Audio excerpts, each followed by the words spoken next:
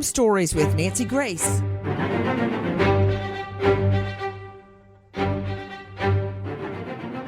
A renowned chef is murdered. But who did it? Of course, that's the question. I'm Nancy Grace. This is Crime Stories. Thank you for being with us here at Fox Nation and Sirius XM 111. Who is he? Listen to this. I'd say in the last 35 years, I've had about 150 vegetable gardens. Death by pineapple chutney, peach chutney, rhubarb ketchup today. I feel if people work with more ingredients, they have a fuller understanding of what to do with them. Well, that's a secret. That's a very secret process. One cuisine for the rest of my life, I would opt for Thai cuisine, I think. I would put some more. I think the flavor was great on that. It needed something besides the rice, and the lettuce wasn't the right answer. I like to see the students compete and the peer pressure that comes along from being in a kitchen. I think we have done a kind of a fun job of translating into the classroom. It's going to look more professional if you've got that diameter of chicken breast all the way around. Nice internal garnish scattered through there. You know, the eye catches all that color and shape as being more flavorful. Toasting that crouton will give another dimension of texture to this that the soft, just bread won't. That may sound like a cooking video, like the ones I see when I'm trying a new recipe. But what you're actually hearing, in addition to analysis of various recipes, you're hearing the voice of Daniel Brophy, murdered. Not only was he a renowned chef, he was a professor as well. So how does he end up murdered? No question about it, he's murdered. And who did it? Listen to our friends at KOIN. This is how most people remember Daniel Brophy, a teacher, a chef, someone who cared about treating animals humanely. Dominique Boza says she wouldn't have graduated the Oregon Culinary Institute without his help. He was really tough. He was really hard. He would call out some of the flaws that you had so you can correct them. There was a big flood that came down here and it buried a bunch of things. She shared with us this video of Brophy in his element. Knowledge beyond belief. You think you come into culinary school like wide-eyed with like this dream of being a chef, and he realizes like you can do that, but there's a lot of things you need to know in between that. Just this weekend, my son, John David, and I were at a Greek pastry shop, and the lady was getting, John David ordered way too much, and the lady was getting it all for him. And right beside her register was a big picture of her, and who I found out was her son and a chef. And her son had won the presidential award at the Culinary Institute. And I said, "Who is that?" And she said, "That's my son." And she was so proud. It was the epitome of years and years at the best culinary institute in the world. And here you see this chef beloved by all of his students. Or was he? Somebody didn't love him because he ends up dead. So how did it all go down? Take a listen to our cut for our friends at KATU. Dan was one of the few people I've ever known who did exactly what he wanted in life and loved doing it. Yeah, it's just that's the life. Students, colleagues, and loved ones gathered at the Oregon Culinary Institute tonight to remember beloved chef Dan Brophy. He was shot and killed over the weekend. Police still don't know who killed him. Chef Dan Brophy ran Southwest Portland's Oregon Culinary Institute. Students arriving for class the morning of June 2nd found Brophy dead inside the school, his killer nowhere to be found. Later that day, Nancy Crampton Brophy appeared at a vigil.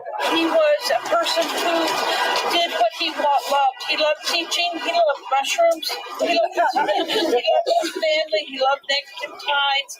Nancy Crampton Brophy posted on her Facebook page the next day a message announcing the sad news of her husband's murder and added, "I'm struggling to make sense of everything right now." I'm just thinking about how proud the owner of the pastry shop was that both she and her son, who will take over the business someday, had graduated from Le Cordon Bleu.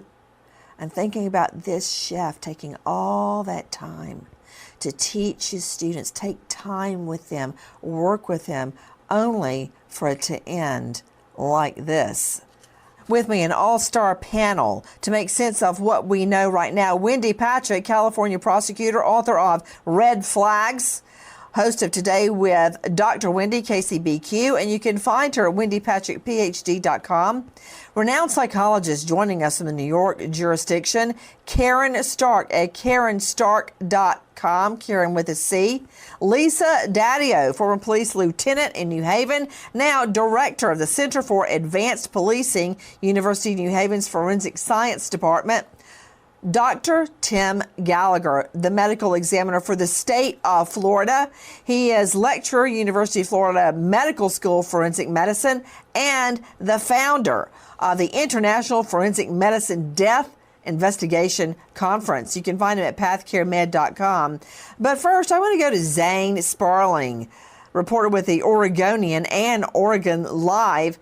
Zane, thank you for being with us. Let's start with the discovery of the body of the chef, Daniel Brophy. Tell me about it. Yeah, this was a really horrific and traumatic event for these students who were coming in for their live fire day. That's the day where Chef Brophy would have simulated an actual kitchen, shouting out orders, actually getting these tickets done in a timely fashion. So everyone was actually arriving early that day because they were so excited for this live fire presentation. And instead, they come into this classroom and really discover Brophy's body prone on the ground. He's been shot twice, once, and the first shot was from the back. So someone shot him from behind, and then he was shot again after he fell over, and someone shot him again in the chest. And these students are coming in, they're trying to perform CPR, but there's blood seeping out of the wounds.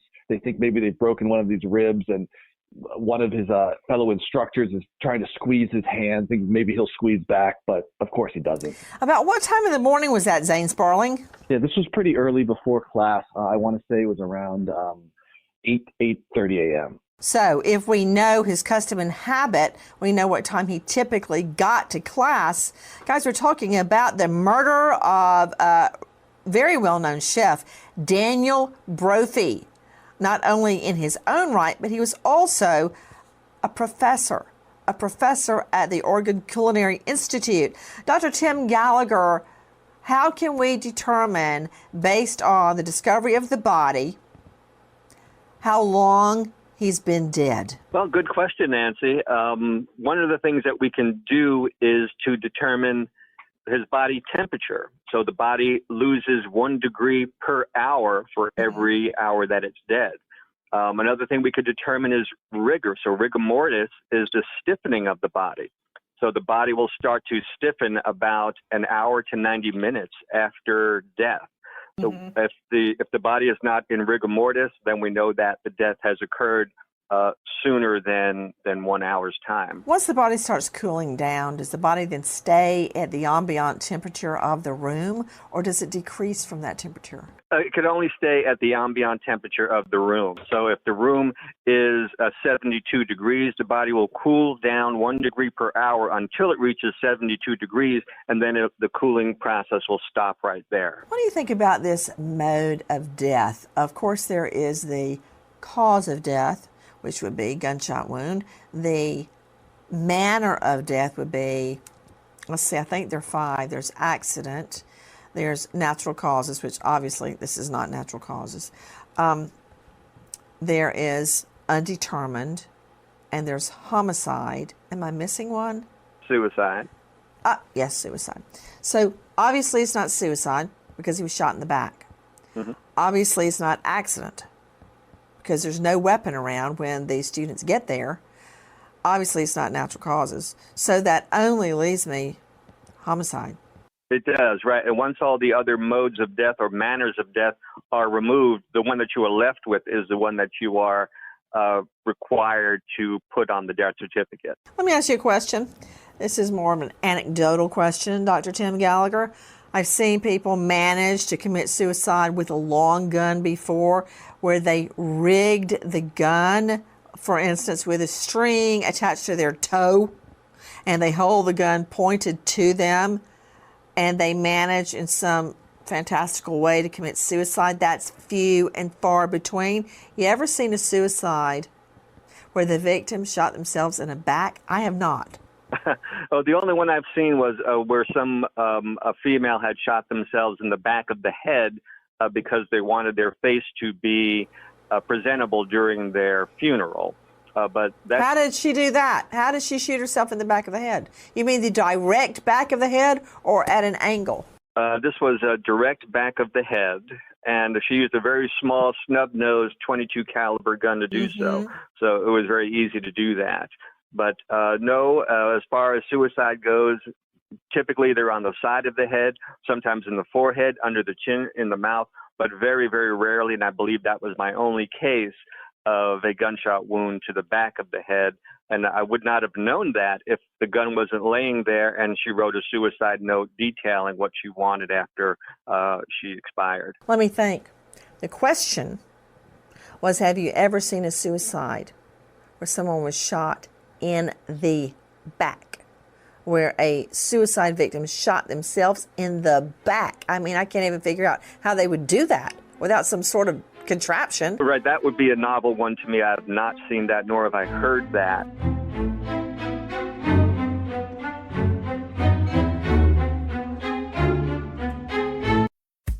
I'm Nikki Lynette, the host of About a Girl, the podcast that tells the incredible stories of the women who played pivotal roles in creating legends and legacies of popular music. You know about Bob Dylan, but you may not know about his secret marriage to Carolyn Dennis, his backup singer and creative collaborator who helped keep their relationship and their daughter private. You definitely know about Jimi Hendrix, but have you heard the story of Linda Keith, who broke the heart of boyfriend Keith Richards, leaving him in order to help expose Jimmy's genius to the world? Lisa Bonet and Lenny Kravitz, Tina Marie and Rick James. As a musician, social impact artist, and mental health advocate, I'm fascinated by these complicated and powerful women who have lived too long in the shadows of music history, treated as footnotes to greatness instead of the foundational figures they are. Listen to About a Girl on the iHeartRadio app, Apple Podcasts, or wherever you get your podcasts.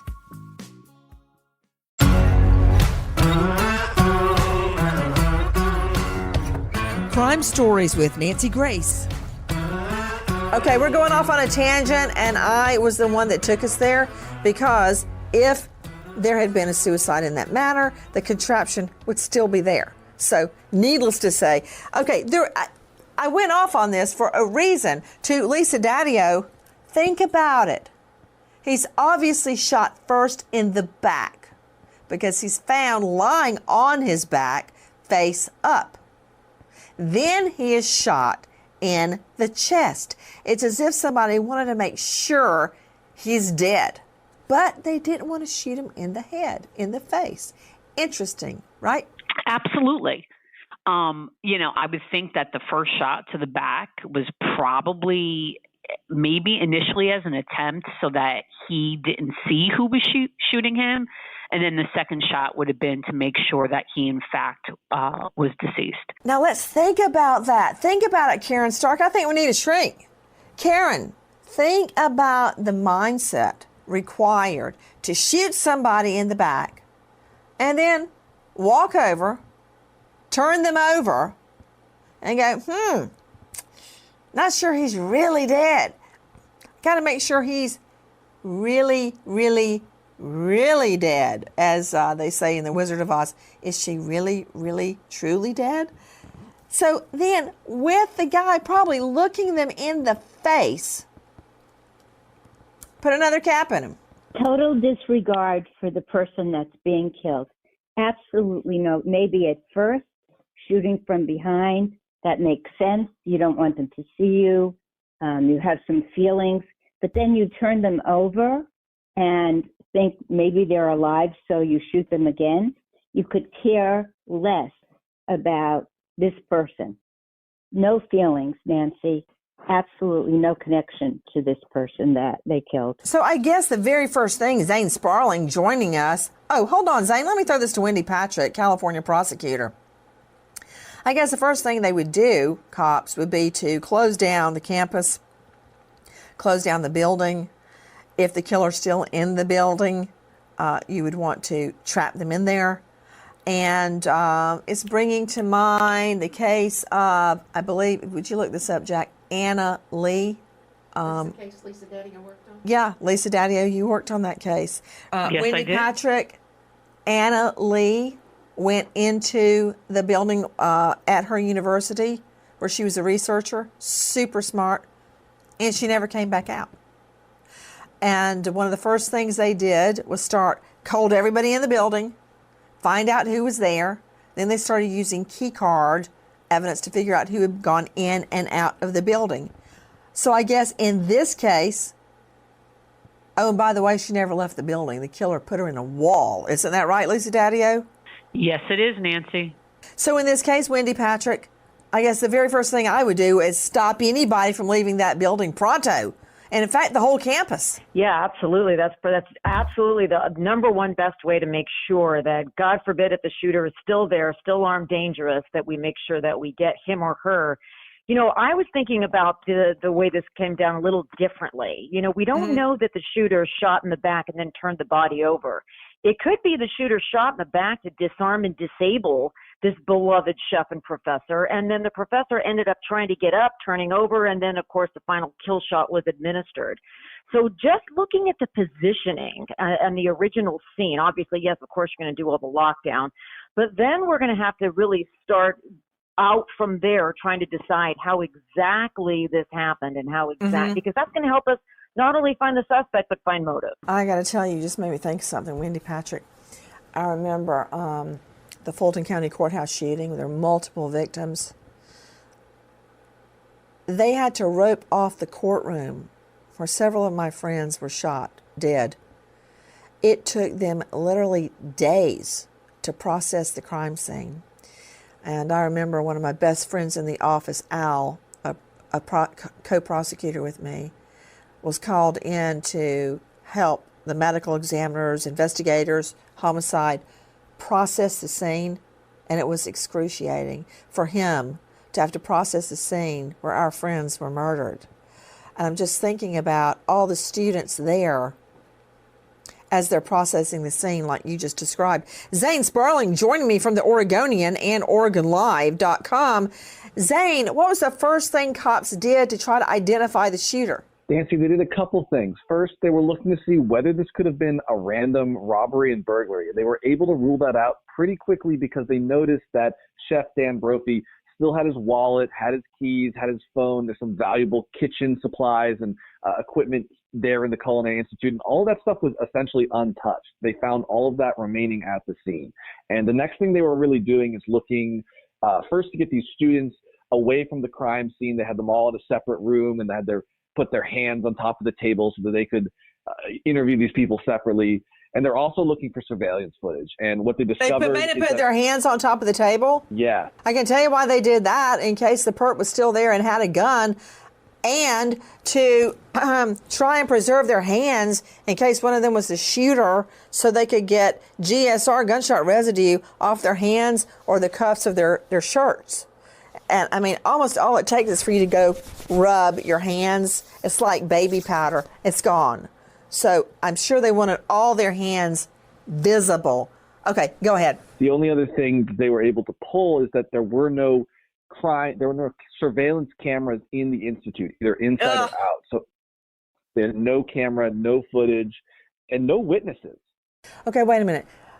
That's on my list to ask you. Were there surveillance cams? And you're saying no? There were no cameras. They were able to pull some footage from nearby streets because there are some light rail train stations in the area, and those had cameras. But nothing showing people going in and out of the building itself or what happened inside. I know, you'd think this day and age, Zane, that they would have security cams out the yin-yang. Another question to you, Dr. Tim Gallagher. I'm thinking about time of death, which is so crucial here. Okay, so the dead body is lying there. It goes into rigor, let's just say hour to 90 minutes.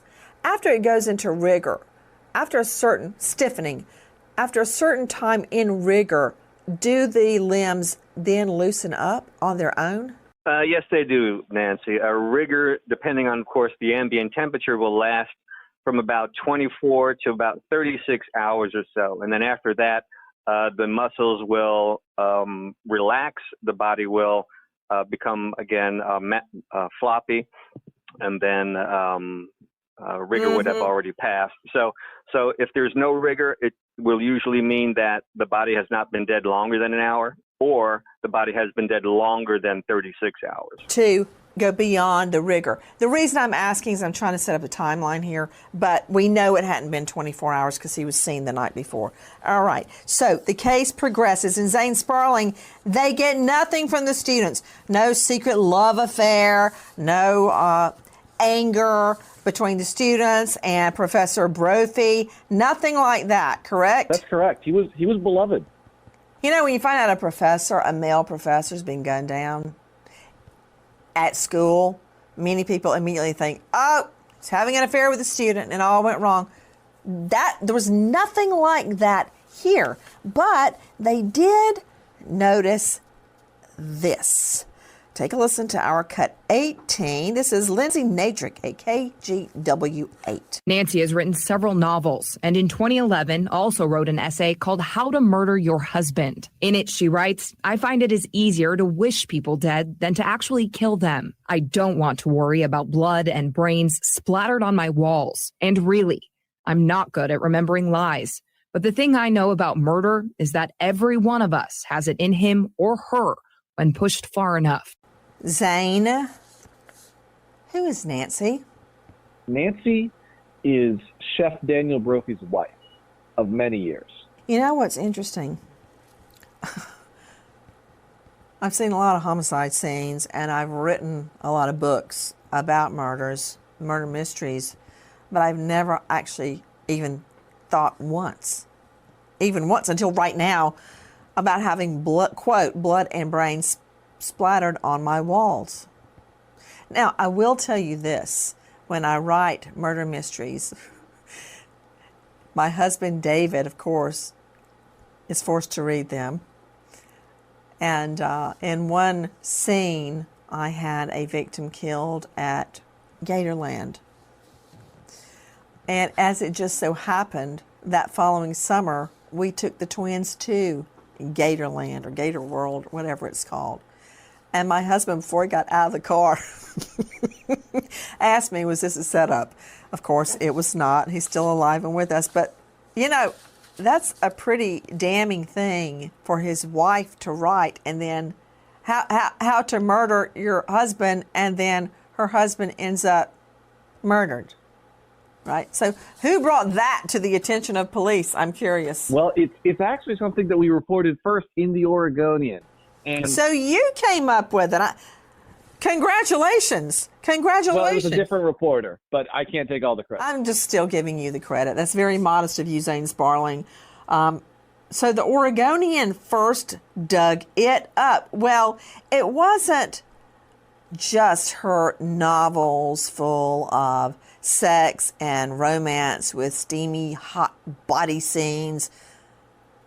But there was more. Take a listen to our friends at KATU 2. Investigators say Nancy Brophy lied about where she was the morning her husband's body was found here at the Oregon Culinary Institute. They also say she lied about life insurance. This is the article Portland police say Nancy Brophy wrote and posted in 2011 entitled How to Murder Your Husband. Daniel and Nancy shared a joint iTunes account, and that someone on it had recently bookmarked an article titled 10 Ways to Cover Up a Murder. Ruh-roh. Okay, Wendy Patrick, note to self, do not share iTunes account with murder victim.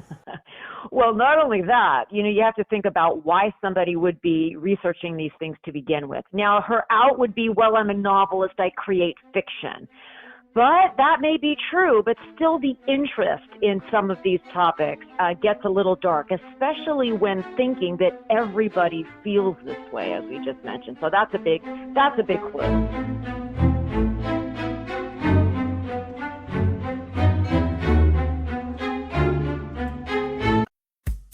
I'm Nikki Lynette, the host of About a Girl, the podcast that tells the incredible stories of the women who played pivotal roles in creating legends and legacies of popular music.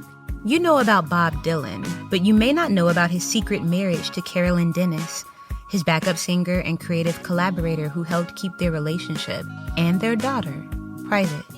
You definitely know about Jimi Hendrix, but have you heard the story of Linda Keith, who broke the heart of boyfriend Keith Richards, leaving him in order to help expose Jimmy's genius to the world? Lisa Bonet and Lenny Kravitz, Tina Marie and Rick James. As a musician, social impact artist, and mental health advocate, I'm fascinated by these complicated and powerful women who have lived too long in the shadows of music history, treated as footnotes to greatness instead of the foundational figures they are. Listen to About a Girl on the iHeartRadio app, Apple Podcasts, or wherever you get your podcasts.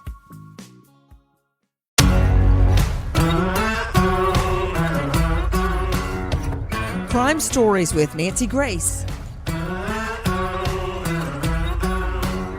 Karen Stark, Wendy Patrick has a point. If you were to look at my laptop, you would see all sorts of searches about poisons and bodies and just all sorts of info related to murder. So a computer search does not a murder case make. That's true, Nancy. And I guess if you are writing a novel or about that, you would find that. But if you keep finding specific things about murdering a husband and your husband is murdered, then you have to wonder what's going on, that this person is looking for 20 ways to murder your husband or 10 ways to cover up a murder. I don't agree. I think about the reason why she would write that everybody is capable of murder if pushed far enough, because that is not true. Absolutely not true.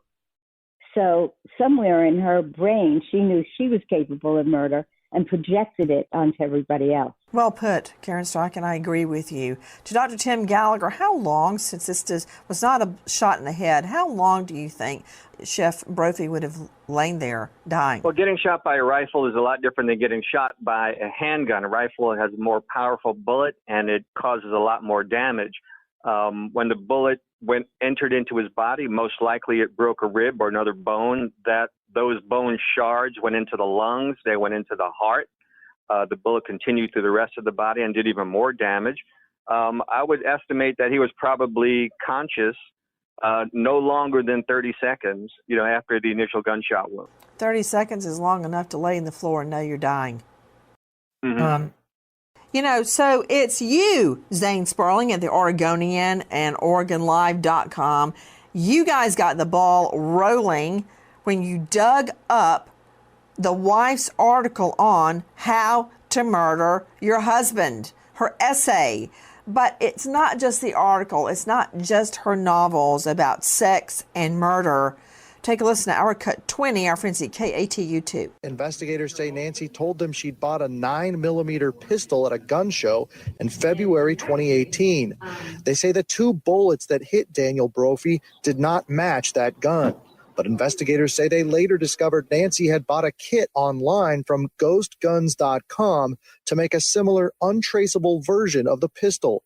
They also say she bought gun parts like a slide barrel online and that the gun and accessories matched the bullets that hit Daniel. Police also say Nancy lied about her location the morning Daniel was found. They say she told them she was at her Beaverton home when surveillance video showed her driving her minivan on Jefferson outside the Culinary Institute before Daniel's body was found. Investigators also say Nancy told them she'd taken out a $40,000 life insurance policy on Daniel. They say they later discovered she was a beneficiary of several policies valued at more than $350,000. $350,000. Okay, the lying, Zane Sperling, joining us from the Oregonian. When someone lies, it paints every other thing they do with a nefarious stroke. Why would she lie? And what exactly is a ghost gun? Explain it to us, Zane. Sure will. Now, the defense attorney for Nancy Brophy is going to bring an argument in court right now in these coming days that due to the trauma she had experienced, that Nancy Brophy had gaps in her memory. But what the prosecution is talking about is that Nancy had access to multiple guns. There was that Glock pistol that was mentioned just a moment ago. Now, they found that gun in the house, but they noticed that the barrel had been replaced, right? The barrel's what gives those markings that forensic experts can use to match the bullet to the gun. The barrel had been replaced inexorably. It was not the same barrel that hadn't been put on right. And she had actually bought a ghost gun too, right? That's an untraceable, no serial number, no federal tracking. You just put in your credit card online and someone sends you a kit to build a gun. But it's actually very complicated to build a ghost gun. And Nancy, who was a writer, did not have the tools or the skills necessary to actually build it. So the gun was found, the ghost gun was recovered by police, but it was never assembled. And the defense attorneys are actually claiming that she bought it for research, right? Because she's a romance and crime novelist. So they're saying this was just part of her writing process, buying a ghost gun. Specifically, a ghost gun is designed to avoid all gun laws. They are untraceable. They are unserialized. Like on your car, for instance, you've got a VIN number. It's like a fingerprint to your car, and they're very hard to remove. They are engraved on metal and really drilled into your car. You have to really work hard to get that VIN number out.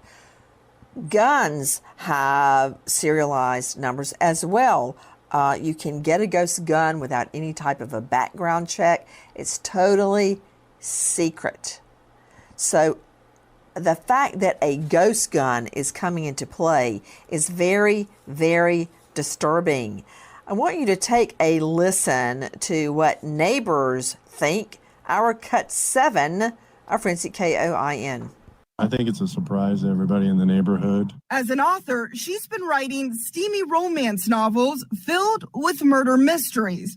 Her neighbors say if there were troubles in the marriage, they never knew it. Fairly quiet, ordinary people from what I could observe. Cookies at Christmas. While she may have been tight-lipped with neighbors, Nancy expressed her feelings on Facebook shortly after Daniel's death, calling him her best friend. In the months since her husband, beloved chef Daniel Brophy, was killed. So explain to me the nature of their relationship, Zane Sparling. They've been married more than 20 years. Nancy and Daniel Brophy seemed on the surface to have the perfect marriage. Nancy wrote once that the reason she married Daniel is because she was in the tub expecting him to come join her, and he calls out, "Sure, but let me finish the Han divorce first," right? She's serving him, he's serving her food. He was a very talented chef. And again, the defense has produced a number of letters and voicemails suggesting that they had a very happy relationship, at least on the surface. There really weren't a lot of problems except for money troubles. They were in serious trouble with their mortgage, credit card debt, and were really looking to sell part of their home sell part of their land because of how much money troubles they were in. How in the world do they get into so much money trouble? It's a very interesting thing. Nancy Brophy, her day job was to sell life insurance policies. And as we heard earlier, she actually had $1.4 million that she stood to collect from Daniel's death. And that meant that every month, even the months they couldn't pay their mortgage, she was paying over $1,000 to keep up all these premiums on these life insurance policies. Lisa Daddio, money, the love of money, the root of all evil. It's been said a million times. They had a fine marriage, no problem. They just had money problems. When she wouldn't pay other bills, she would pay that life insurance policy, $1,000 a month. Did you hear that? I did. It's one of those wows, right? Talk about circumstantial. Those types of things are going to be interesting as the case proceeds to find out all these details leading up to motive. Guys, Nancy Brophy, steamy romance novelist, also the author of an essay on how to murder your husband. That's her title, not mine. now in the crosshairs of prosecutors who believe she is the one who murdered her husband. And for what reason? According to Zane Sparlin with the Oregonian, it's about money. So what were they spending their money on, Zane? What do we know? Did they live extravagantly? They certainly didn't have an extravagant lifestyle. Prosecutors haven't shown evidence as such. There was overspending, and it's worth noting that Chef Brophy was looking to retire. He had actually shifted just to working on weekends, and he was working in a care facility too. So they were trying to and Nancy was not earning money. She had in previous times, but she wasn't earning in the years leading up to her husband's death. So they didn't have a lot of income. They lived on a very large lot in Beaverton, so they had those property taxes to deal with. There was some splurging on the credit card bills. They had credit card debt. And of course, really, again, all these life insurance policies, 10 different policies, $1.5 million total payout if Chef Daniel Brophy were to die. You know, they were using all their money to pay off credit cards, just make monthly payments. They must have been living really high on the hog. But I find it really almost laughable. And I just can't wait to find out the reaction to this. She actually says that Brophy bought a ghost gun kit to put together a ghost gun and viewed it as a jigsaw puzzle. Like it was a game to her to put together, I believe, an automatic weapon. That's just fantastical. Lisa Daddio,